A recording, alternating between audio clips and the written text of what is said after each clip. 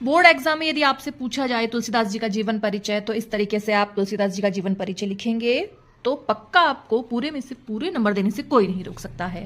सबसे पहले आपको लिखना है प्रश्नोत्तर संख्या, कौन से खंड से कौन सा प्रश्न है, या आपको इस तरह से लिखना है।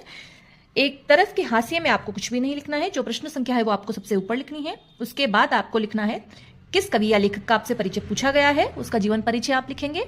इसके बाद संक्षिप्त परिचय के लिए हम एक खाली चौखाना बनाएंगे, उसके अंदर तुलसीदास जी की खास खास बातें हम इसमें ऐड करेंगे। नाम है, उनका जन्म स्थान है, पिता माता, रचनाएं, मृत्यु, गुरु, भाषा शैली, जो भी खास बातें हैं वो हम इस लिखेंगे।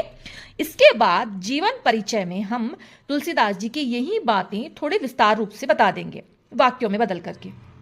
उसके बाद आगे चलते हम, इसके बाद हम लेंगे इनका साहित्य परिचय।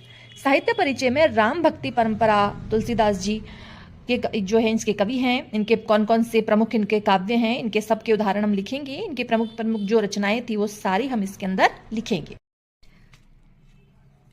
इसके बाद जिन रचनाओं में कौन कौन सी मुख्य रूप से किन भाषाओं का प्रयोग किया गया है वह हम लिखेंगे, भाषाएं लिखेंगे। उसकी भाषा या भाषा शैली शब्द लिख करके हम बताएंगे किन भाषाओं का इनके काव्य में प्रयोग किया गया है प्रमुख तौर पर। अंत में हम हेडिंग डालेंगे महत्वपूर्ण रचनाएं इनकी, और इस तरह से आप एक रूपरेखा बना करके यदि आप प्रस्तुत करते हैं इन रचनाओं को, तो यकीन मानिए आपको कॉपी जांचने वाला पूरे में से पूरे नंबर देने से नहीं रह सकेगा। इसके बाद ही अंत में एक खास बात आपको मैं बता देना चाहती हूं कि यदि किसी कवि या लेखक की कही गई प्रसिद्ध पंक्ति यदि आपको याद है तो अंत में आप इस पंक्ति को अवश्य लिखिए, मानिए यह आपके बहुत महत्वपूर्ण साबित होगी। इसके साथ ही काले और नीले पेन का जो ये प्रयोग है वो आपको आपके लेखन में बहुत मददगार साबित होगा। देखिए जिस तरह से 2 पेन का प्रयोग किया गया है, जो आप यह जो टिप्पणियां हैं, छोटी जो मुख्य बिंदु हैं, ये सारे आप लिखेंगे ब्लैक पेन से, काले पेन से, और ये वाली सारी जो हैं वो आपको लिखनी है नीले पेन से।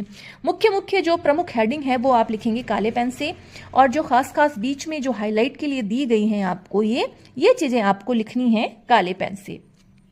ठीक है दोस्तों, तो इस तरह से यदि आप लिखते हैं कवि परिचय, लेखक परिचय, तो यकीन मानिए आपको पूरे में से पूरे नंबर देने से कोई नहीं रोक सकता। इसी तरह के महत्वपूर्ण वीडियोस देखने के लिए बने रहिए हिंदी बाय जस।